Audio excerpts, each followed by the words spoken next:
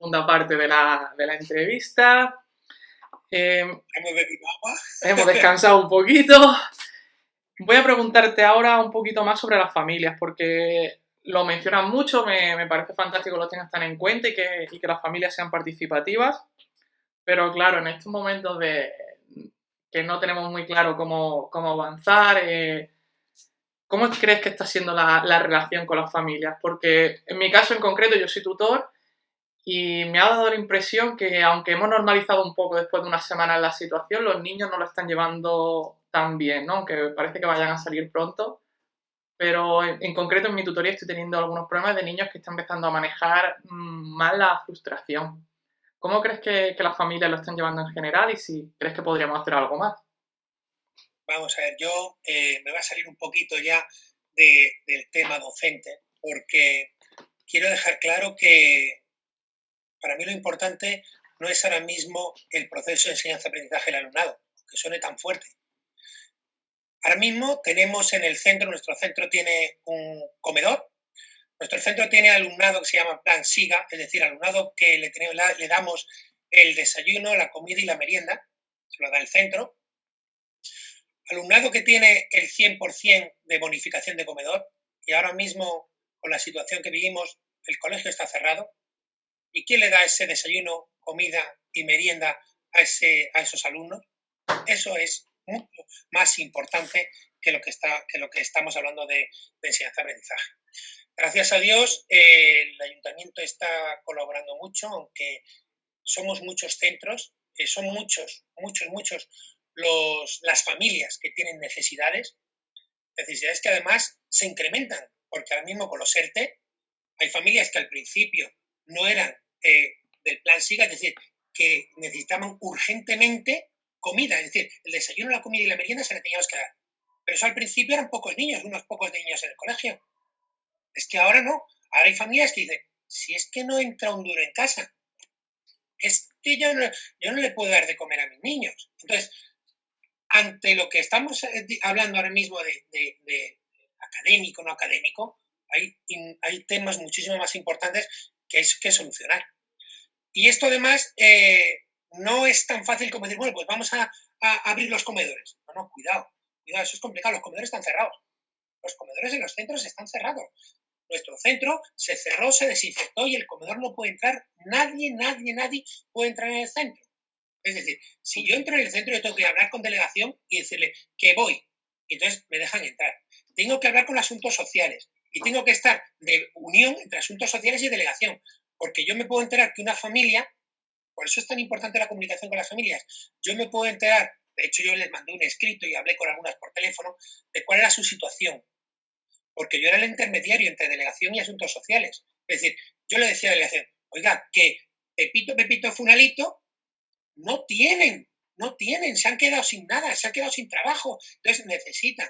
Entonces, yo les mandaba, tenía que rellenar un montón de papeles, que eso quizás ha sido lo que más trabajo me ha tenido, porque no es un papel que tú digas, no, es que tienes que hacer un informe, tienes que detallar con firmas digitales, a través de ventanillas electrónicas, mandarlo, te autorizan, mándalo a asuntos sociales y entonces empiezan a hacer yo la distribución de comida.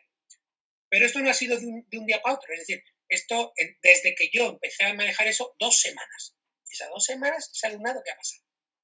Pero bueno, se están dando, eso por un lado. Sí. Por otro lado, la pregunta era que cómo estaban las familias respondiendo ante esto. Bueno, pues yo creo que todos tenemos que entender que esta es una situación muy complicada, que nos ha venido de sopetón, es decir, no venía preparado. No estábamos preparados ninguno, tecnológicamente ninguno. Es decir, tengo yo compañeros, no tenemos compañeros, porque compañera tuya también, que no tenía ordenador y se ha tenido que comprar uno por Amazon, porque no tenía ordenador en su casa, porque decía, es que el ordenador que yo tengo en casa no me vale para estar diariamente con esto. Las familias igual, las familias necesitan recursos tecnológicos, recursos que además no disponían, es decir, o tienen que seguir teletrabajando. Y digo, hombre, antes que mi niño coja el ordenador, primero tengo que hacer yo mi trabajo como padre o madre. Entonces, eso es una dificultad que les viene sobrevenida. ¿Cómo es importante que se siga el proceso de aprendizaje de este alumnado? Por supuesto. Los niños tienen que tener unas rutinas, no pueden perder esas rutinas. Tampoco pueden perder el hábito de estudio. Incluso nosotros nos damos cuenta cuando son los veranos, que terminamos en junio, empieza julio y agosto, y en septiembre tú le preguntas al niño y dices, eso no le he dado yo, eso no me lo ha contado mi profe. Y te das cuenta que se le ha olvidado. Pues es lo que tenemos que intentar también, que de momento, esta situación que tenemos, sigan trabajando esas rutinas. Sobre todo, no a nivel de contenidos, es decir, no a nivel de aprender qué es esto, cómo se hace una raíz cuadrada, cómo se suman fracciones, sino a nivel competencial. Es decir, soy capaz de hacer esto, soy capaz de hacer lo otro, y eso es lo que quizás tenemos que potenciar en el alumnado.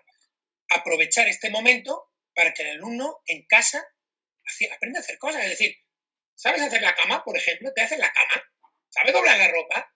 ¿Sabes hacer de comer? Oye, ¿y por qué mamá o papá cuando eso mezcla tanto de harina, tanto de agua, tanto de leche? Entonces, todas esas mezclas en realidad están trabajando matemáticas. Se están expresando realmente. Es decir, estamos en una situación complicada, pero que tenemos que aprovecharla también. Sí, han tocado también un tema de la vuelta al colegio, si está abierto, si no, qué se puede hacer. Vaya, tú nos envías notificaciones y comunicación oficial y demás, pero a lo mejor a las familias les gustaría saber un poco más la situación del centro, que si hay alguna previsión de algo, Vale, si pueden ir al centro o no, porque bueno, ya sabemos que... A ver, la información viene muchísima y a mí me entra por diferentes medios. Es decir, pero nosotros tenemos que tener en cuenta lo oficial. Es decir, y lo que es lo que está hecho para la comunidad autónoma de Andalucía. ¿Vale? La ministra Celaá ha dicho muchas cosas, pero en un contexto. Es decir, luego cada comunidad autónoma, ¿no?, tiene que desarrollar esas normativas. Nosotros hasta ahora tenemos la circular del 2 de abril, en la que decía que, bueno, que se tenía que seguir con las programaciones, el alumnado se tenía que seguir evaluando, que se tenía que seguir trabajando telemáticamente con el alumnado, que andábamos con si se va a volver a las clases, no se va a volver a las clases, cada vez se ha ido prorrogando un poquito más que el alumnado no puede volver a las clases porque sería muy peligroso y entonces podría ser contagioso, se podrían contagiar ellos. Además, tenemos que tener en cuenta que nosotros en las clases tenemos 28 niños, 25, 28 niños. ¿Y a qué distancia están uno de otro? A menos de 1 metro. Si es que no tenemos espacio en las aulas. Entonces, eso sería un foco de infección. Con eso no podemos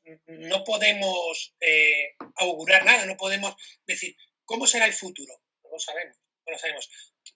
Ahora mismo, las instrucciones que tenemos son esa circular que os he dicho, en la que se ponía que teníamos que seguir trabajando con el alumnado, que teníamos que diseñar tareas evaluables con el alumnado, que se iba a evaluar, por supuesto, que se iba a dar el aprobado general. No, eso lo teníamos claro. En Andalucía, y digo Andalucía porque aunque decíamos España, nosotros nos tenemos que remitir a Andalucía, no se iba a dar el aprobado general.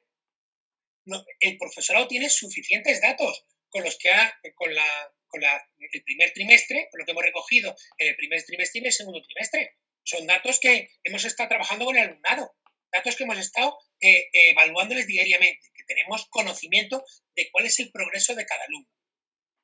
Este tercer trimestre, bueno, Ahí, yendo al turrón. Esto es lo que me interesa a mí y a las familias, creo que nos interesa. Vamos a ver.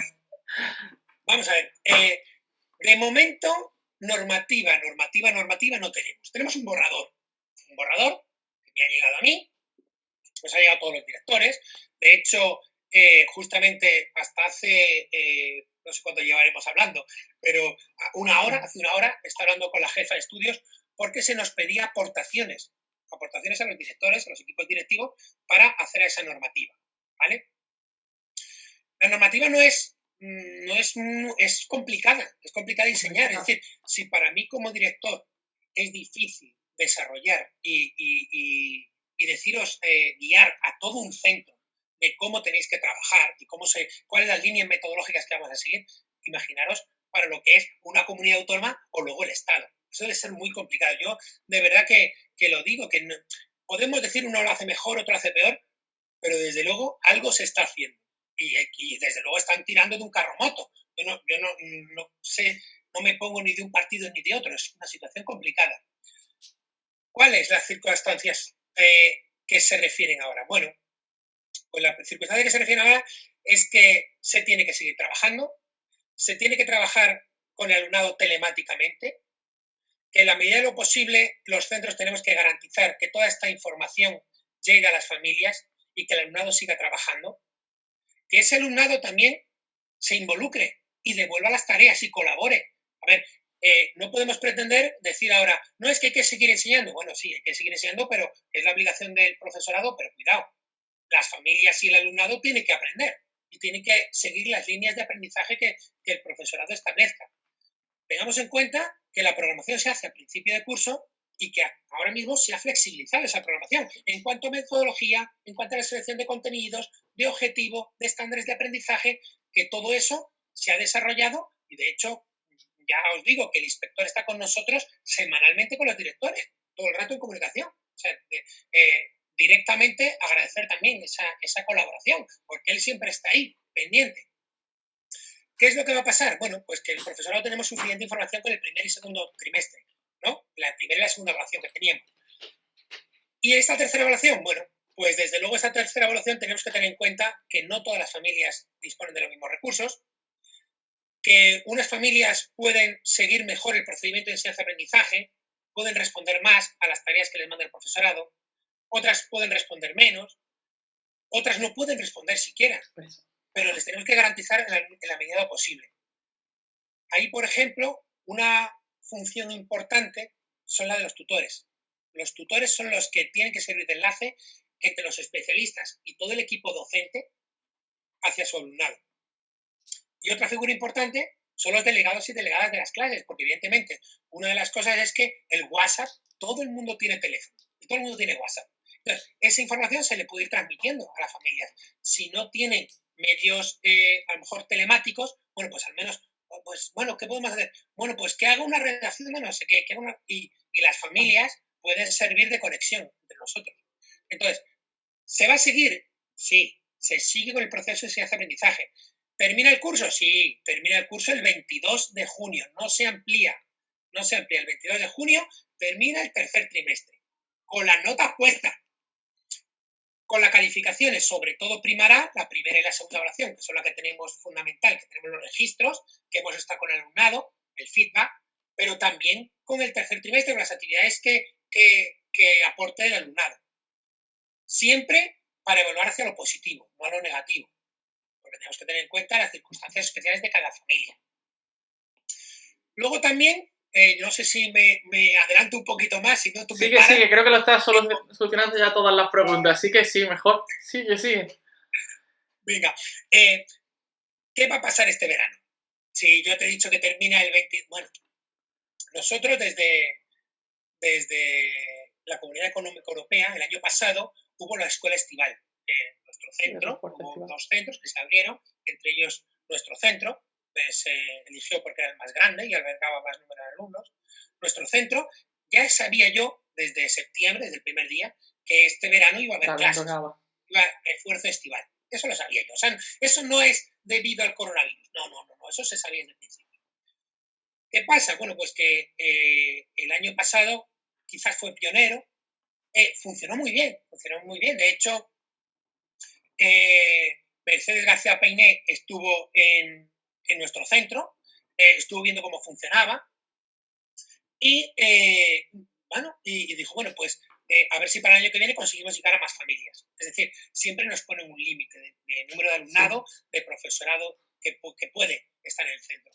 Sin embargo, yo creo que de cara a este verano, y de hecho en lo que es el borrador de las instrucciones, ya pone que se seguirá para adelante con ello. ¿Se ampliará el número de plazas? Imagino que sí. Habrá familias que dirán, bueno, pues esto puede servir, primero, porque si estas familias que no trabajan tengan que rápidamente ponerse en verano a trabajar para sacar económicamente, tener a los niños en algún sitio, que mejor que en el centro. Y encima, si están adelantando los contenidos que se han quedado un poquito aparte, pues lo pueden trabajar ahí. Pues creo que has solucionado muchas preguntas de las familias, además creo que van a ser las más prioritarias. Voy a cambiar un poquito de bloque, a ver qué es lo que está haciendo el director en cuarentena, cómo está llevando su día a día. Entonces, a ver, te sigues levantando a las 4 de la mañana o así, ¿no? Y Sí, entonces sí, pero ahora, ¿cómo un día normal para el director ahora en cuarentena? bueno, bueno, tú me comentaste esta entrevista, tú sabes que no ha salido de hoy para hoy, sino me comentaste que si lo íbamos a hacer. A mí me parece una idea estupenda, muy buena, sobre todo porque además eh, tú eres un tío innovador que te gusta un montón trabajar diferentes cosas Me gustan los charcos, para, me gustan los charcos. Yo veo un charco y me meto de cabeza y luego ya a ver cómo salimos, pero me gustan los charcos, sí. ¿verdad? Y yo te decía, mira Alejandro, es que no tengo tiempo. Y tú puedes pensar, venga Carlos, no me digas tonterías, ¿cómo no sabes tiempo? Mira, que no, que yo me levanto por la mañana, ¿vale? Por la mañana, primeramente, sabes que me levanto muy temprano, pero bueno, vamos a poner el horario, vamos a poner el reloj a las 8:30. A las 8:30 ya he desayunado y lo primero que hago es encender el ordenador. Y me subo a la plataforma Seneca a ver si ha salido alguna A normativa. ver si Y ahí, funciona. no, de momento sí. Y a esas horas sí suele funcionar. A primera hora sí. Y luego al correo del centro. Entonces empiezan a llegarte correos, no solamente de eso, sino de comedor, facturas, de multitud de cosas que hay que solucionar, hay que darle respuesta. Eh, entonces, a las 8:30 yo enciendo el ordenador y para las 9 justamente estar pendiente. Porque claro, en delegación, aunque empiecen, ellos también empiezan a las 9 a trabajar. Y yo te digo que hasta las 3 no paro. Hasta las 3 no paro, ¿eh? Es un no parar de Intensivo. trabajar. Si tú, no sé si, no porque ahora mismo con el fondo ese no se ve, si no luego lo pongo y veis la cantidad de estanterías que tengo, la cantidad de folios que tengo yo por aquí. Tengo ahora mismo un escritorio en U, ¿vale? Donde tengo 3 ordenadores. Yo dispongo de un ordenador con 2 pantallas y un ordenador aparte. Y luego una carpeta con normativa, otra con familias, otra con profesorado, otra con aula específica, otra con plan SIGA, otro con CIPRI, claro, del profesorado, las ausencias, esto se sigue para adelante. Es decir, el centro no se ha parado, la actividad docente no se ha parado. Se ha cerrado el colegio, pero lo demás continúa. Sí, eso es Entonces, como la frase que de sale el verdad, otro día, ¿no? Que la escuela no se ha cerrado, que el colegio no se ha cerrado, que lo que se ha cerrado es el edificio, que es lo único que se ha parado, que el resto sigue todo para adelante. eso. Entonces, a las 3, bueno, bajo a comer, tal, con la familia, estamos un ratito ahí, y a las 4:30, también es verdad que yo soy un poco de ver la tele, ¿no? Pero a las 4:30, de nuevo al ordenador. Bueno, y ahora estamos aquí y de Sí. verdad que es un no parar, no parar, no parar, ¿eh? No lo podremos creer o no. Sarna con gusto no pica, también es verdad. También es verdad que yo lo he dicho. ¿Cuáles son tus aficiones? He dicho, pues el trabajo es una de mis aficiones. No me molesta, quizás. Entonces, pues bueno, lo llevo bien, no lo llevo mal, ¿eh? Venga, esta cuarentena, ¿te has aficionado a algo? ¿Estás haciendo más, no sé, pasteles, bizcochos? ¿Estás cocinando más? ¿Qué es lo que estás...? Venga, sí. Y además, la tortilla de patata. Sí, sí, es cierto. Es cierto, pero ¿sabes por qué? Porque lo que te he dicho, a las 4 de la mañana es muy fácil ponerte a cortar patatas, ¿no?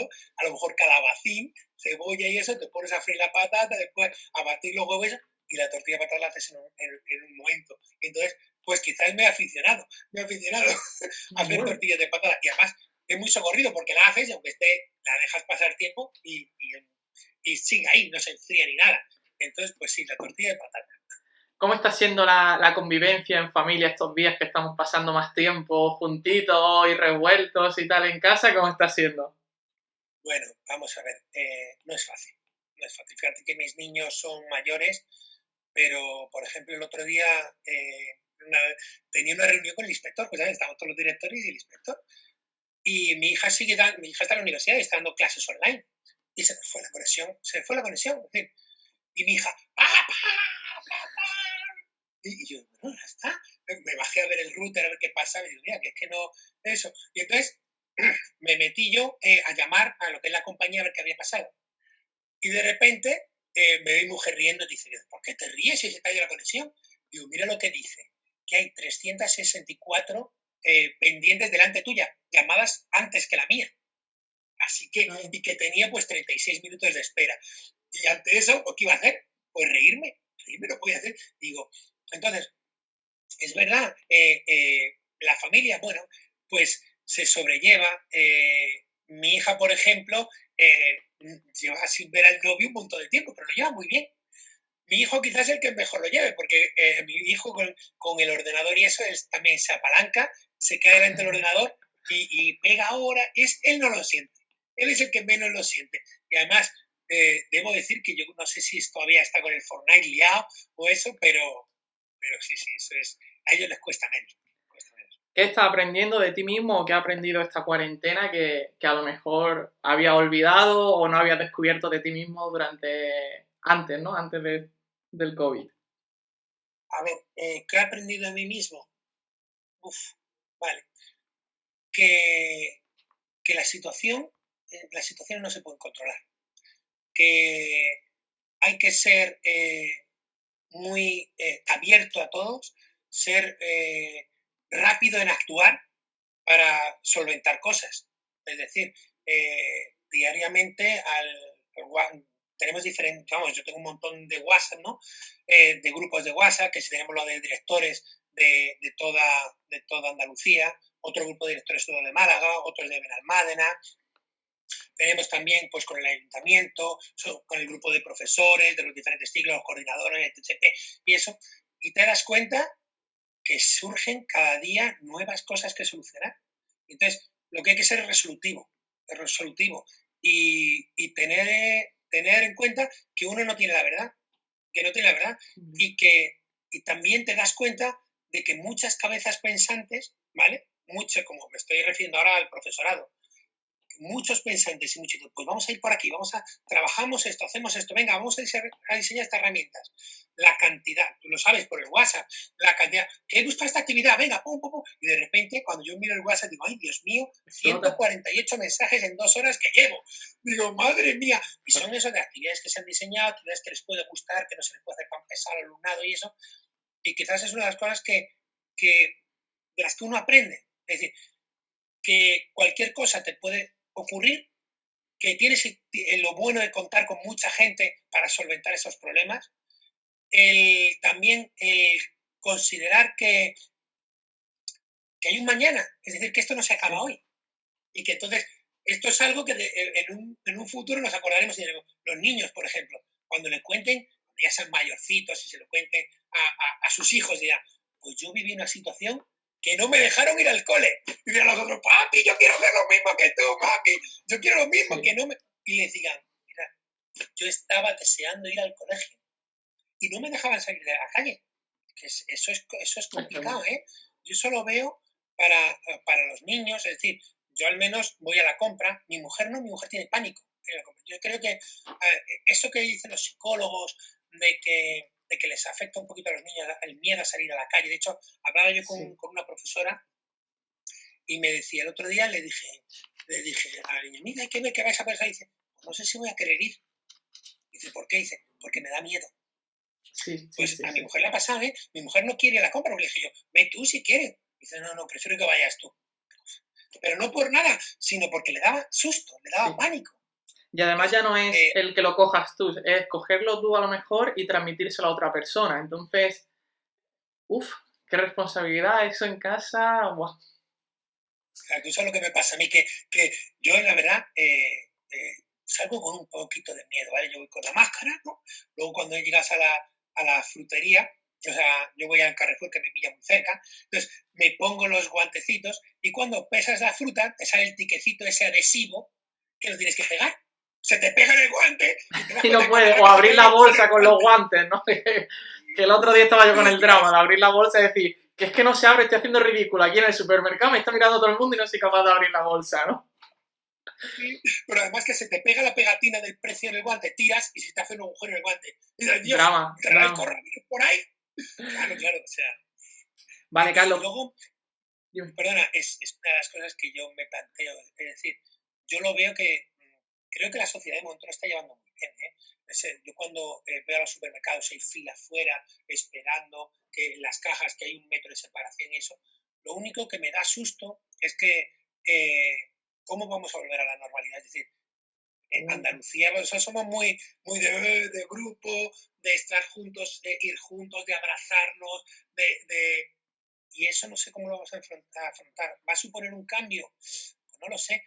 Desde luego, no, ya refiriéndome a otros países nórdicos, no tienen la misma proximidad o el mismo carácter, ¿no?, mediterráneo que tenemos nosotros. Sí. Entonces, ¿va a suponer eso un cambio?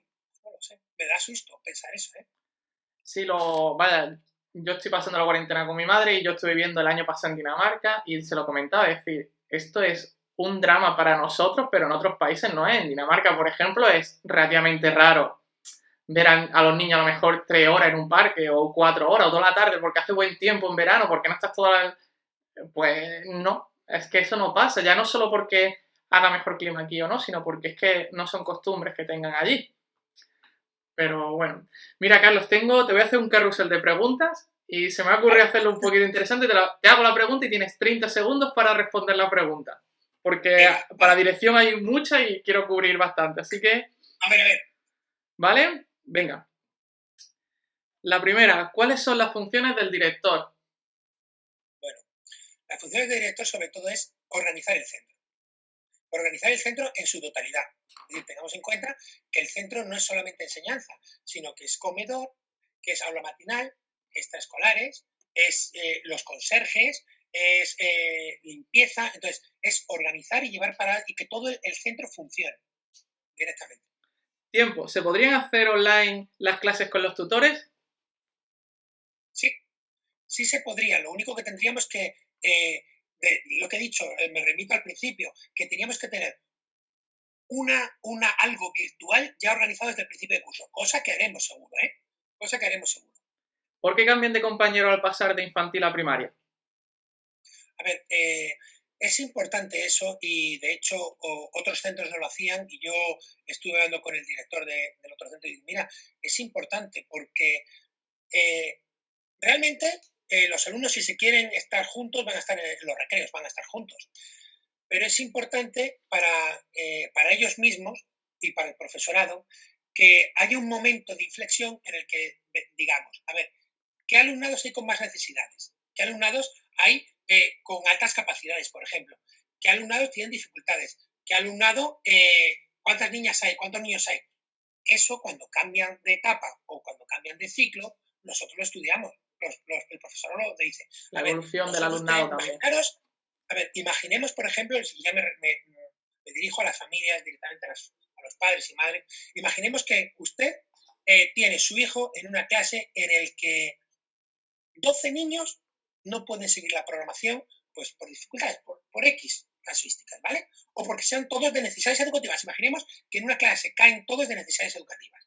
Es decir, ese alumnado, entonces el resto del alumnado tendrá el mismo proceso de enseñanza-aprendizaje cuando el profesorado tiene que ir a diseñar una programación para su clase, pues quizás no. Entonces, el mezclarlo, es decir, el que digamos, venga, pues aquí, un niño que digamos de 10, un niño de 10, vamos a llamarle de 10, aunque no es así, sino un niño que le venga bien, es decir, que tenga fluidez de aprendizaje, que se le dé bien.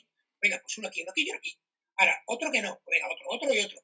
Otro que sea un poquito más revoltoso. Activo. Aquí, activo, ¿no? Sí es así.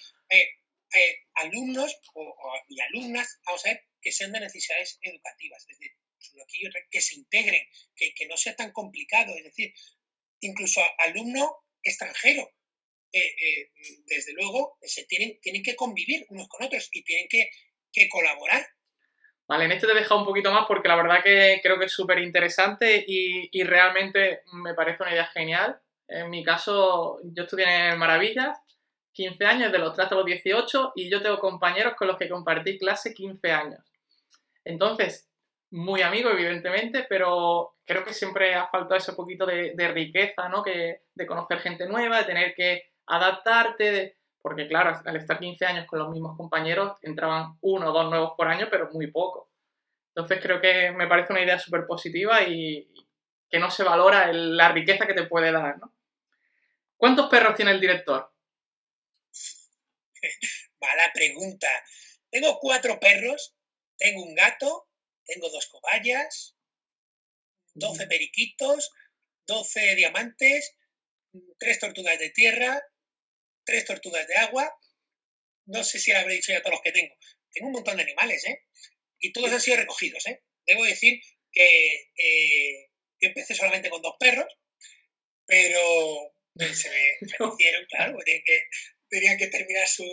Y entonces, bueno, pues me fui a recoger un perro aquí a la protectora de aquí de Benalmádena, pero era un perro alfombra, es decir, se tiraba todo el día tumbado, todo el día tumbado. Entonces, vi un día un mensaje de una Tiempo, mujer... Carlos, tiempo. Uniforme en el centro, ¿sí, no y por qué? Vale.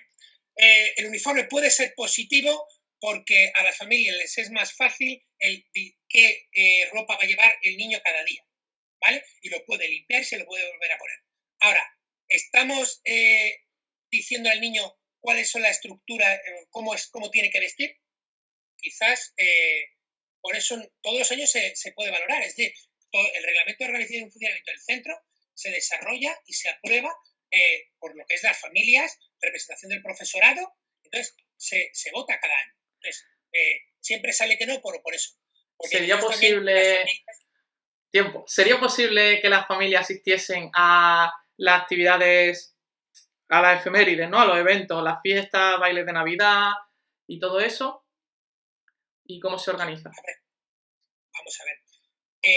Hasta ahora, las únicas que se han podido asistir las del verano, las de actividades de fin de curso, que han sido desarrolladas por el AMPA. Es decir, que lo han hecho el AMPA. ¿Por qué no se hace en el resto, por ejemplo, en Navidad, cuando cantamos los villancicos? Que además a mí, es verdad, yo veo a las familias que están detrás de la verja y digo, qué lástima, ¿no? Es algo, pues, directamente, porque son muchísimos alumnos y porque las familias tienen que estar, primero, fue una también de las luchas que tuve al principio de curso, y lo voy a decir rápidamente, tienen que tener un seguro para entrar al centro. Entonces, con la cantidad de alumnos que hay, no se puede desarrollar, no se puede llevar para adelante, es imposible, ¿eh? Vale, pues creo que vamos a dejar por aquí las preguntas. Un último mensaje para la familia, una cita, una frase que quieras dejarle, algo final. Venga, perfecto. Bueno, pues primero, agradecerles a todas las familias la comprensión y quiero que también entiendan la dificultad que tiene el profesorado también de desarrollar las tareas. Es decir, el profesorado tiene que diseñar unas tareas a lo largo de la semana para que el lunes estén colgadas y que todos los alumnos puedan acceder a ellas. Pero diariamente les están entrando 28 tareas para corregir de lengua, de matemáticas, de inglés. Entonces, hay que tener comprensión, que sí, que para las familias es complicadísimo porque su hijo lo tiene que hacer, o sus 2 hijos, pero el profesorado tiene un montón. ¿Que de esta salimos? Seguro que sí, pero de esto también aprendemos. De esta tenemos que aprender. Y para el curso que viene será, pues eso, un nuevo punto de partida y sabemos las cosas que el centro tiene que mejorar y las cosas que tenemos que aprender de ellas. Vale.